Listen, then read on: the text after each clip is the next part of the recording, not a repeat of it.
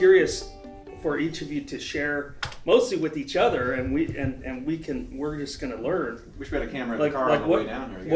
What are we some had a of conversation. yeah? We Well, had a maybe there's conversation. some repeat there, but what are some of like ninja? Because none of you compete, right? But what are like the if the ninja tactics? Something you're like here's something that's going to help you get more business. What would you share with each other? Yeah. What gives you an edge in your marketplace over other agents? What are you doing that Probably more than anything is the schedule. Okay. I mean, if there's one thing that we do that most of them don't do, is like when you look at my calendar, I'm time blocked every day of the year. I know when I'm prospecting, and for the most part, unless it's a catastrophe, I don't deal with it during that time. Now, right now, so I've learned some lessons because we are new. And so in that new deal, we jumped out there and we knocked out about 15 properties in a month, and then the next month you got to get them all to closing. Right. Well, you can't prospect the same when you got 15 properties going to closing. Right. And so you get this, stuff. Okay. So an ISA is going to be somebody that's valuable to me, in the very near future. Just it may be not for anything except to balance it. So I got somebody on that phone, at least finding who might be warm, and then I can call in there and make a close. Yeah. Because it's hard when you're like, so my wife and I handle all the problems and all the paperwork, and she rocks it with what she does, and I don't want to try to do it. But if you're doing that, man, 7:30, 8 o'clock, by the time it's time to call people, everybody's calling you. Yeah. And it's fine if you don't have a closing this week. But if you got a closing this week and it's the title company, you need to answer. Right. So it's hard to. I mean, my theory is to build a bunker. Go into a place, build a bunker, tell everybody I'm in there. Don't come get me. Don't go get me. Anybody tries to get in there, you tackle me. Yeah. You tackle them. And that way, because I'm making the money for y'all, so protect me while I'm in there. But when you don't have a full-blown staff, it makes it tough, you know. So, but the big thing is the schedule, because if you know what you're going to do when you're going to do it, you're better getting it done. I've got a few, and this might pertain to my market, but one of them won't be. One of the things that really helped me, especially when I got started 2 years ago, was actually how I introduced myself at networking events.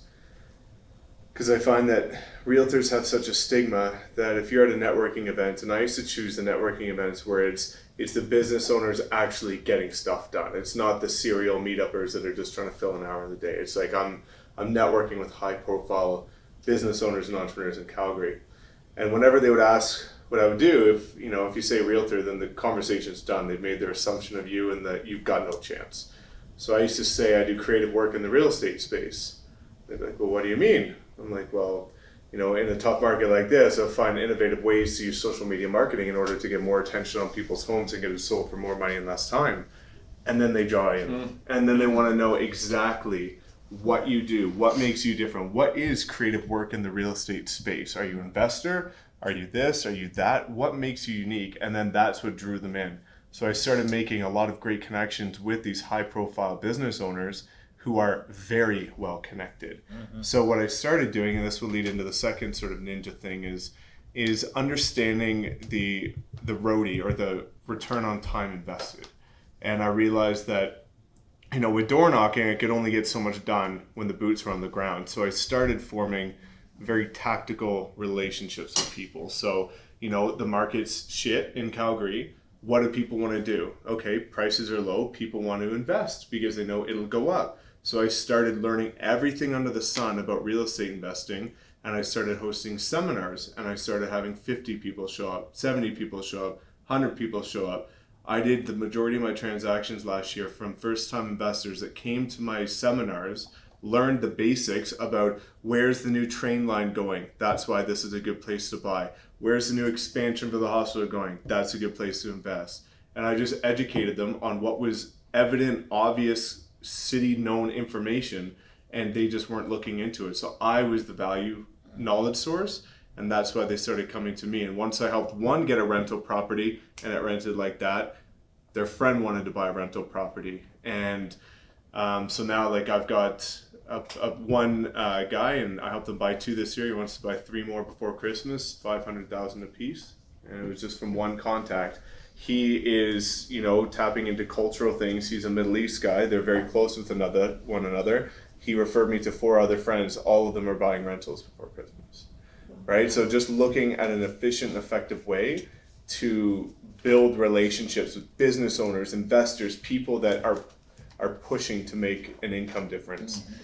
What's super fascinating about that is I think I see a lot of people, rather than lean into and exploit maybe a negative perception or connotation, people just get defensive. Big time. And instead of just saying, look, the market's going to perceive realtors how they perceive them, and I'm going to take advantage of that. I think it's pretty awesome on your part to figure that out, because instead of just going, well, I'm a realtor, and then being defensive about and defending your profession. Yeah.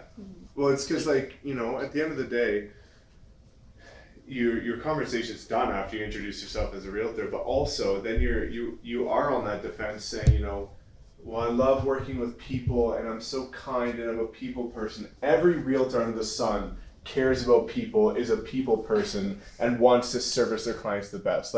What actually makes you unique? We believe in that. And for me, exactly. Yeah. Right? So, and then I guess the last thing was really heavy on social media, building my personal brand, understanding that while I'm young, not from the city, no experience, if I'm able to attract attention instead of going out and having to find attention, that's what's going to be the biggest thing. One of my buddies, who's actually one of the head guys at an MLM company, we had a good chat, and what he was saying is, most people every day have a tugboat, and they go out and they have to find all their other boats and bring them back.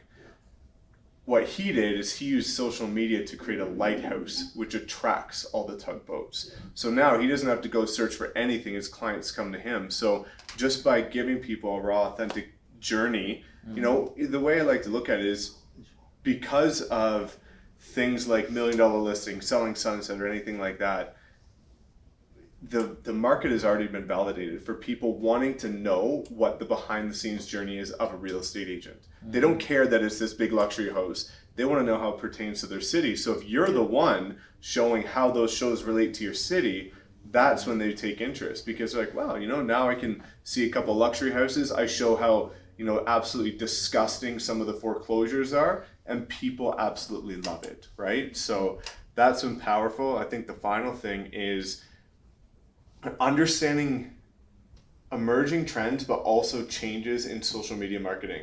Because previously, last year, you could target likely to move, you could target a 1 mile radius, you could target income, liquid assets, all kinds of things.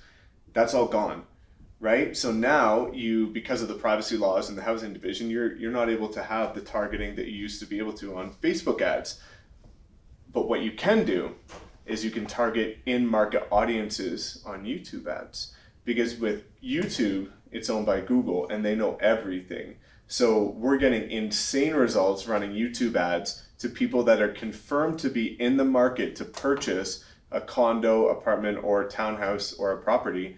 And the conversion's mental, because I'm one of the only ones in my city creating video, and they're confirmed to be in the market based on their online search patterns. And nobody else in my city is doing this. So how do you get to them?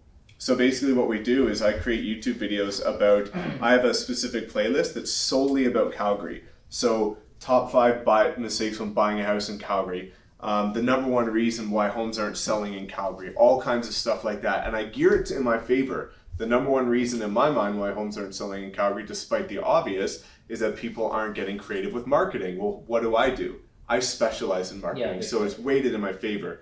But what I'll do is I'll run those videos to an audience that's confirmed to be in the market in Calgary. And it's going to be about 100, 200,000 people, and then it narrows it down from there based on the algorithm. And then I just retarget them for pennies on the dollar. YouTube.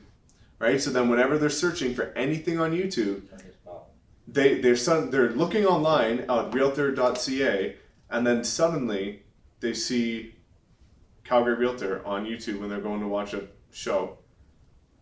It's really powerful, and no one else is doing it. So just finding little ways to get creative and not, back down when an algorithm changes and suddenly you think it's done.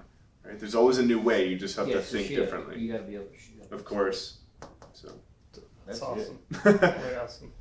So mine, one of them, it's pretty simple, and it's changed our business quite a bit. It's just pre-qualifying people after you make the appointment. So we make the appointment, then we go through a series of questions, just basically seeing how serious they are of listing their home. Because if they're not serious, we're not going to waste our time and go on the listing. So we've noticed that our listing percentage has gone up when we pre-qual and go through every question and get everything from them. So it's so simple, but it's made the biggest difference. We're not wasting our time. Another one that has been one of my favorite things is adopting clients. So as soon as a home closes, what we do is we go knock on the door of the people who just bought the home, and we introduce ourselves. We say, hey, we were the agents who listed the home. We know a lot about this home. So if you have any concerns about anything, if you need references to have something fixed, here's our card, call us. And 90% of the time, they reach out to us and ask us questions, and then they become part of our COI in our sphere, and then we keep in contact with them. And so when they think real estate agent, they no longer think of theirs, they think of us. 72, NAR says 72% of people polled say they would use their agent again, and less than 12% do. Yeah. But yeah, most of them, I read an article. Because they evaporate. It was like 70% say that, but 70% of them can't even remember their realtor's name after the first 12 months. Exactly. And a lot of agents don't follow up and keep in contact with theirs. So we have our sphere where we call on a regular basis. And so with these people, these buyers, now they're automatically thinking, oh, wait, no, these are the real estate agents. Here are their card. And then we're constantly following up with them.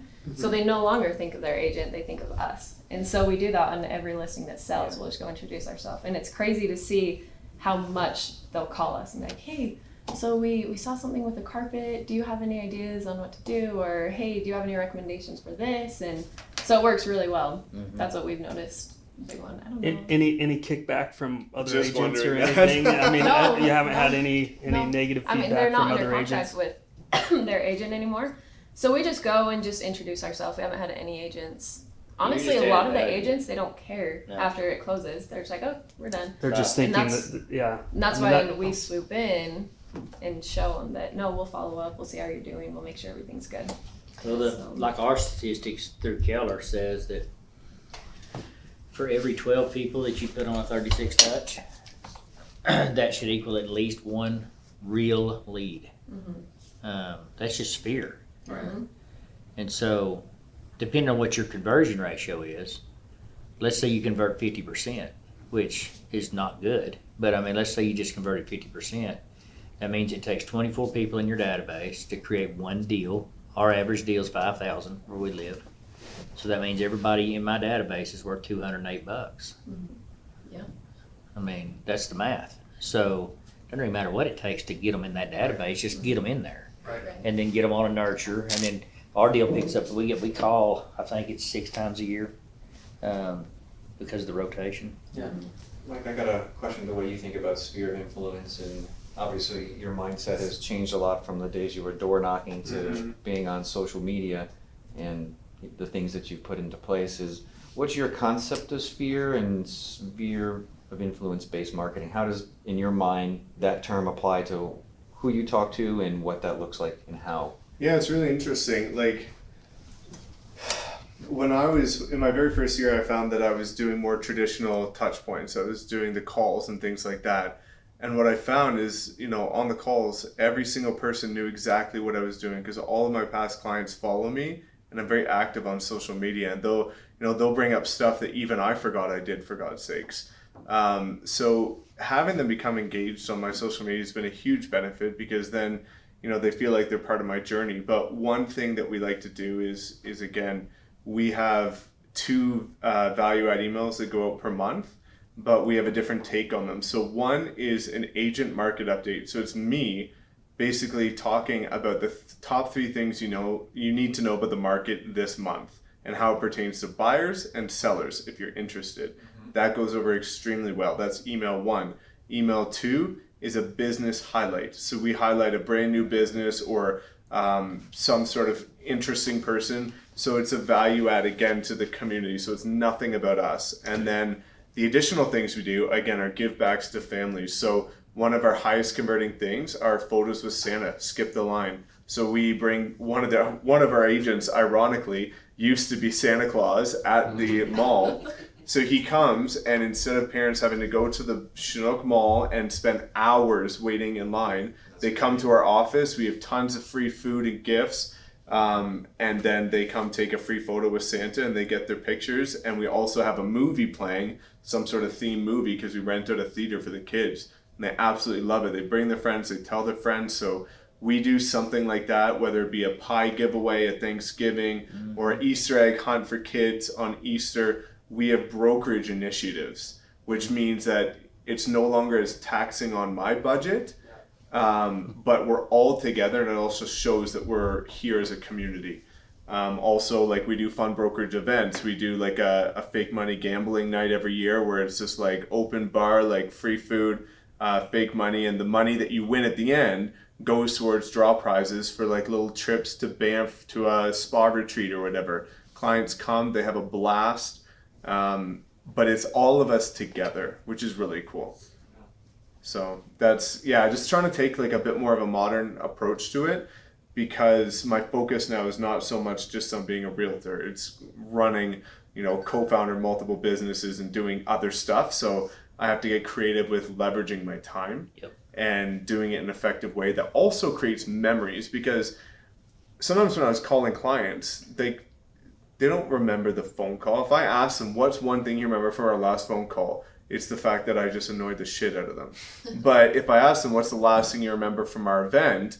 It would be some cool prize someone won, or some cool, one of the funny things Santa did, or the movie their kids saw, or what. Like, there's always something memorable to take away from our touch points, which I think is important. I think I was telling Andrew, just kind of serendipitous. I was telling you this morning, thinking about this trip and bringing people together gave me like a real deep sense of joy. And I was saying, at least how I'm looking at things is the quality of my life is not dependent on how many things I get invited to, but how many things I start to invite people to. And so to be the invitation creator versus the invitation goer.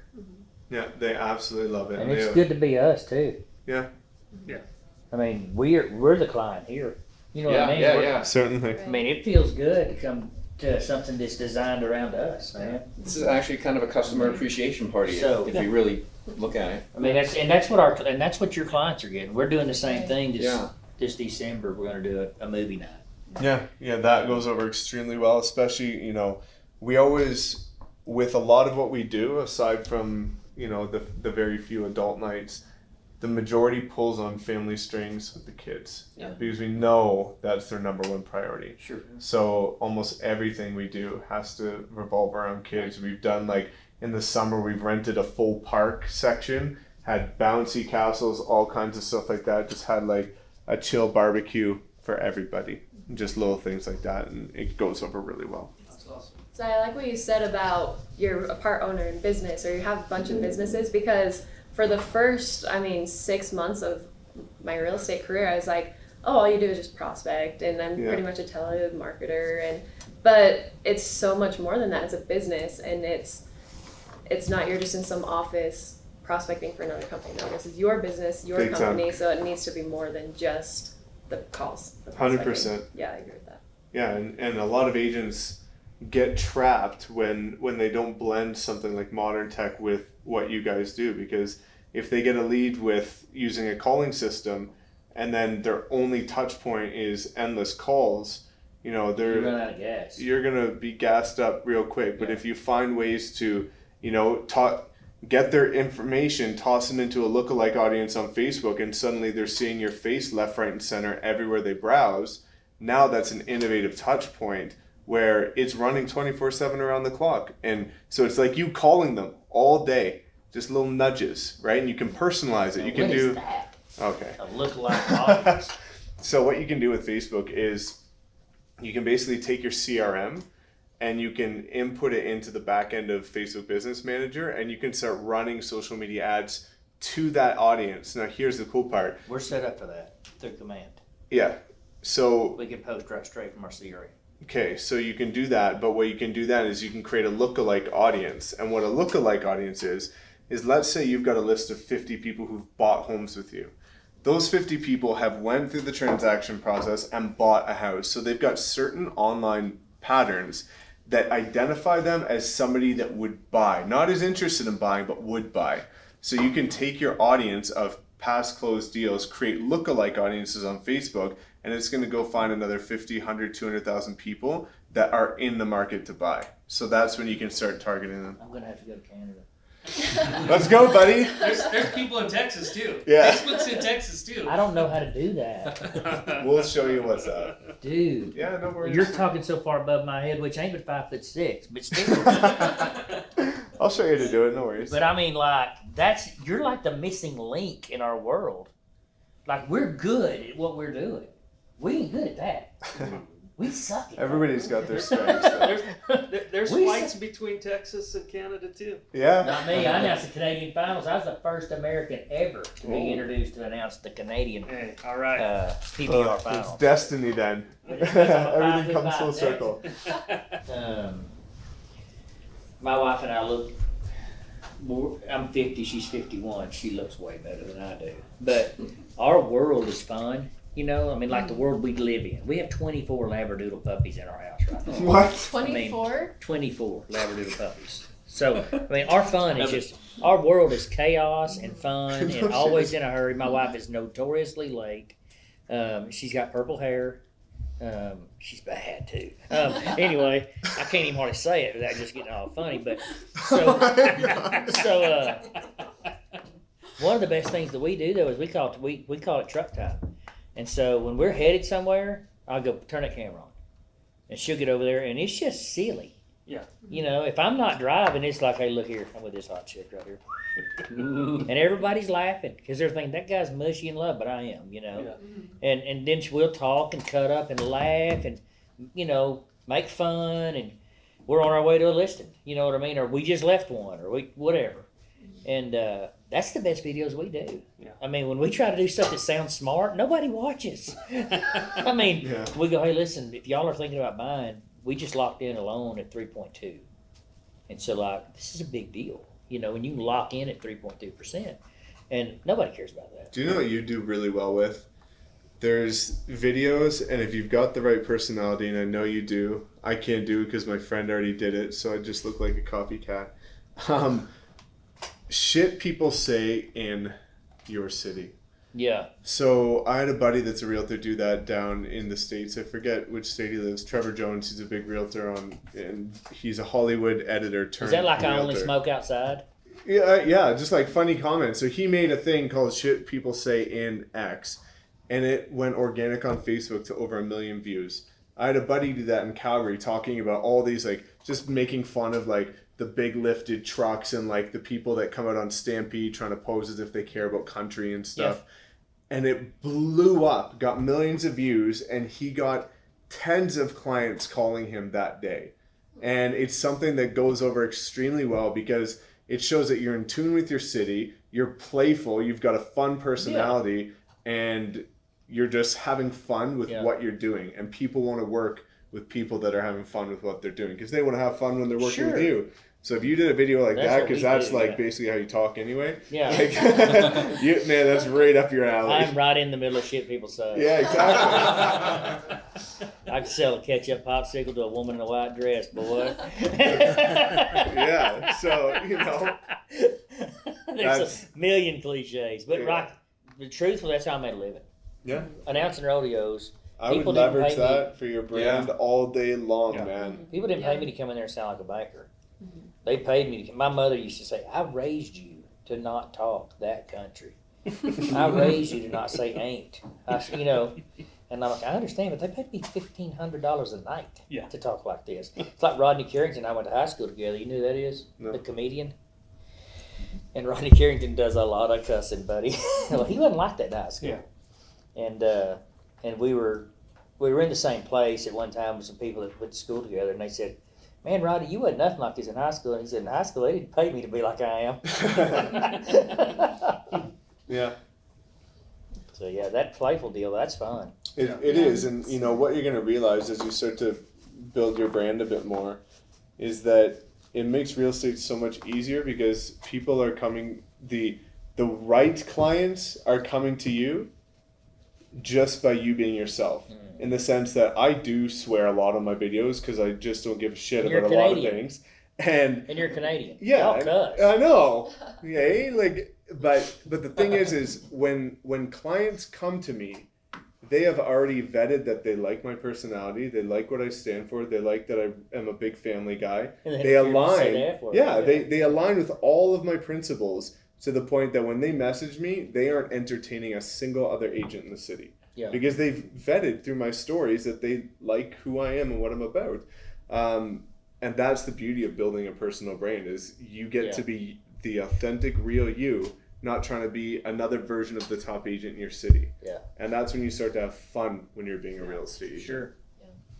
So I tell every single agent, you have to focus your day on the income producing activities, which is cold calling and door knocking. Once you've built up a consistent flow of clients, that's when you can start adding in different things. Yeah. Instead of going straight to the glorified aspect of real estate, which is, the social media world, but they don't understand, that's a whole job in itself. So do you have a coaching program put together where you're getting paid for that? So I have something that I just created and I just, sell for super cheap to other people. But otherwise, I deeply believe that if I can help enough agents become the way agents should be, then of course it makes the world of a difference. So every time a brand new agent calls me, DMs me, replies to my YouTube, I will have a phone call with them and I will give them whatever they want to hear. I will video chat with them. I want to try and increase the quality of the new agents that are coming into the industry. So I'm partners with one of the top coaches in the country, and on the Bold program through Keller Williams, and that's one of our ideas is the fact that while we want to come with contribution for team members, but there's a whole nother world out there that wants to operate at a different, space. They want to operate at a different space. So how do we create a coaching program like that where it's affordable, but it's good? Yeah. I mean, it's high level, but it's affordable. But the problem is because coaching without accountability oftentimes is just words. One of my buddies has a really cool back-end coaching system, and Connor Steinbrook from the Investor Army. And one of the biggest things that he focuses on is mindset of these new agents. And he's constantly sharing videos from Ed Milet and Tony Robbins and things like that, focusing on the mindset. But you're right in the sense of wanting to create a full-scale coaching program that encompasses personal branding, marketing, prospecting, everything. Because what's going to happen is as more tech comes into real estate, as Amazon becomes a disruptor, as iBuyers continue to break other brokerages down, the agents that aren't building a true business are going to die very quickly. So I'm a licensed iBuyer for one reason. So that whenever I walk into a listing appointment, I ask one question: has anybody offered to buy your house for cash? Yeah. And if they say yes, I'm going to say, well, perfect, because I can do the same thing. It's a terrible idea. Yeah. I wouldn't let my mama do it. I wouldn't let the person that I don't like do it. But here's how it works. This is here is a settlement sheet from a Zillow closing that we have out of Dallas. Here's one from Redfin. Here's one, you know what I mean? Yeah. So, and then here's a traditional sale, same house. And so they see that it's about 9% on a traditional sale and it's about 13% in an iBuyer program. The problem is that you're a great agent and 99% of the others aren't. Well, I know, but my That's point not is, right for him. but It's the not reason for the is- industry. well, Exactly. that was the reason Right. I went and got that certification, Yeah, so that I have OfferPad. I can do all that stuff. of course. But I want to be able to say, yeah, I can do it. Yeah. It sucks. And I think And truth of the matter is, they're charging a lot of fees, and I'm going to fee you to death too. I'm going to get my money. It's just not going to be a percentage. an interesting conversation that we've been having up in Canada is if you look at the partnership with Amazon and Realogy, one of the big things that they preach is the give backs to buyers in terms of you get a credit of thousands of dollars to get Amazon to come in, do their thing, set up all their tech, and that's the experience, sometimes valued at $5,000. So what we're starting to see is buyers now having the expectation of getting some sort of rebate as a buyer's agent because of look what the other brokerages can do. Why can't you do that? Yeah. And it's going to be really interesting because you've got iBuyers trying to axe out the selling realtor. You have incentives from people with money we can't even fathom coming in and disrupting the buying side. It's like, what's going to be your unique take on providing enough value so that people don't entertain either of those options? Well, and that's where guys like me and you will be fine. And her. And you just wouldn't stand it over. Yeah. But we're gonna be fine. Yeah. But there's that other. So like in my market, there's 3,900 realtors in our little area. There'll be 600 left. Mm-hmm. That's it. Because they're out of 3,900. Average realtor sells 6 to 9 houses a year. If we don't do that in a month, we're ticked. Yeah. And we're in our first year. You know what I mean? So they're not gonna last. But there's gonna be a market share in Dallas right now. Zillow, I want to say, has 3,900 homes that they own. Yeah. And they are not on the market. Yeah. What's They going to happen own and though they're when the market sitting there. softens a little more? Yeah.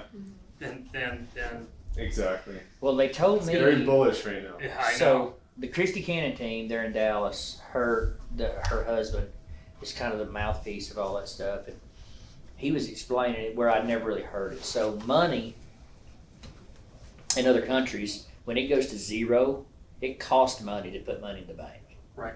Lots of money, and so people Talking about have negative interest rates? right. So like negative interest rates, and even low interest rates becomes costly. Right. So it's cheaper to buy an asset, even if it sits, because there's still the accrued, income on that property is better than losing. Mm-hmm. And so they got people that's got money, and they got to put it somewhere. And so they can afford to buy property and sit and wait. And so now we're dealing with that's a banking issue. Right. I don't understand all that. I just know that. Like, I got a red pin sign right down the road from me, and it ticks me off every time I drive by. The guy says, "Won't you sell my house?" And I go, "Your house ain't for sale." "Well, yeah, it's listed." And I go, "Not the way I sell them." You need a big cowboy hat sticker and just go slap it on those Redfin signs. Let me You've just tell marked you- your territory. So I don't know how much coaching you watch or go to or listen to, but so I've got all these listing coaches. Bold is my favorite program because I like to be bold. So I have an excuse to be bold because I'm coached to be that way. And they tell you stuff about, slacking on your listing stuff. And so I've never had a listing to pay 6%. I've walked away from them at 5. I've never had a listing that didn't pay 6. I'm moving to Texas. Now, that doesn't mean that I won't. If I got a $700,000 property for 5%, I'm going to sign it. But usually I can add enough value, and I can get it. So something that you said, our entire purpose as a company is to help real estate professionals build sustainable business. And sometimes people don't connect. Well, don't you sell leads? Mm-hmm. So kinda, but the point is, is that that's how you have to start. And something you said, I think, is one of my big pet peeves in the whole industry is that new agents come in, they look around, they go, "Oh man, you guys are doing awesome." Yeah. Right? They go to Gene Tanner, right, your broker, and go, "She's doing what, 200 transactions a year?" Yeah. And they go, "What are you doing?" She goes, "Well, all of 90% of my listings come from my sphere of influence."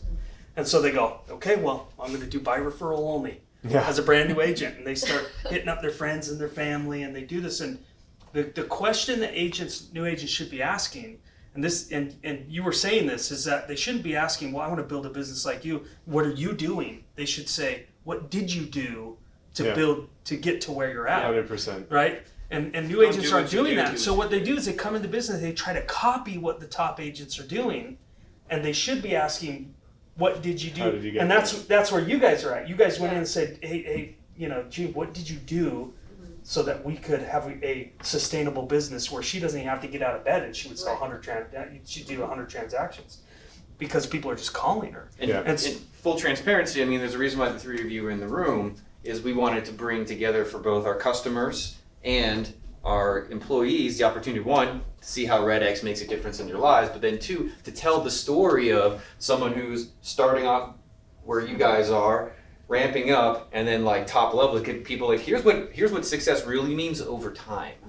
Well, it's interesting because Kent and I just had that conversation of, we look at Jean, she's our broker, she's top agent, and she calls her COI. She'll call GO leads and expires, but COI is the main thing. And I talked to Kent, we're like, hey, that's not us. She's been in the business for 36 years. So that's where REDX has come in so much, is because we're calling the expires, we're calling the FISBOs. We're starting from scratch, kind of like what you said. You have to build your business before you have a business. I guess. Right. That's a good way to but say it. here's what's amazing is you guys call an expired, you have your business. right? You end up selling the expired listing, and that person to your sphere of influence, to your you call it circle of influence. Sphere, both.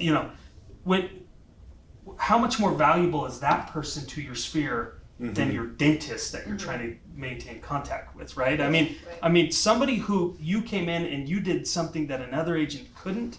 So imagine, over 5 years, how many expired listings, the value of that sphere. So I am going against a little bit what you said. It's like, however you get him in there, I go, yeah, in general, but if you had 500 people who were pissed off at another agent, Sure.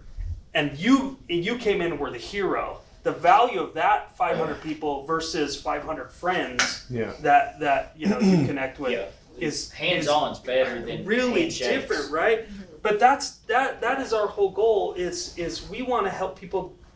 We want to help you graduate from having to the grind of calling day in, day out. I mean, do you want to grind for 4 hours a day for the next 20 years? No. No, I mean, you want. There's got to be an easier way. It sucks. But we do know that. Look, in the beginning, maybe 100% of your business. But the whole point of all this is we want to graduate people so that the majority of their business is coming from a sphere of influence. Of course. Last year, I sold 3 realtors personal houses because they couldn't sell their own house. That $2.5 million house I sold, that's owned by the agent that built it, and he lives there. That's personal residence. And he called me because there was another realtor that had a $1.25 million listing. He listed it with his best friend, didn't get any showings for 365 days, expired. I listed it at the exact same price, ran it on social media. A buyer from out of town saw my Facebook ad, came to the open house, wrote an offer, sold in 12 days for list price. Yep. He referred me to the agent that owned that $2.5 million house. Sat on the market since 2013. I came in, got 2 offers, sold it higher than he thought.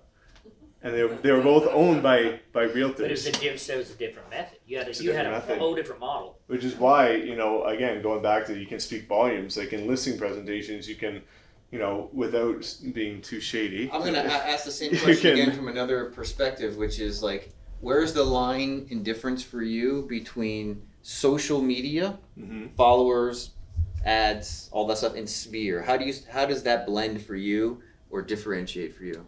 Social media is everyone in sphere is people I've directly worked with. And the thing is a lot of people that I've worked with, some of them aren't on social media. And I don't want to leave them out if I'm, just trying to focus on what I'm doing. So I think it's important. And that's why, again, the events is a big thing. Because those clients that own these $1 million properties, they're not looking on Instagram, right? They're busy making millions of dollars. Yeah. So they come to our events though. And that's really cool. So I think that's kind of important. And then so social is still just a marketing medium, whereas sphere of influence, and specifically translating that into events, is the actual. Yeah, because here's the thing: the sphere, I'm actively reaching out to them. With social media, my clients are actively following me. Gotcha. Right, so it's a different dynamic. They're watching my story. That's the goal. That's what I was trying to. This is going to sound maybe not so kind, but I don't look at any person's Instagram stories. I don't follow a single Calgary real estate agent, right? Because this is one of the things, again, that's the death of a lot of new realtors.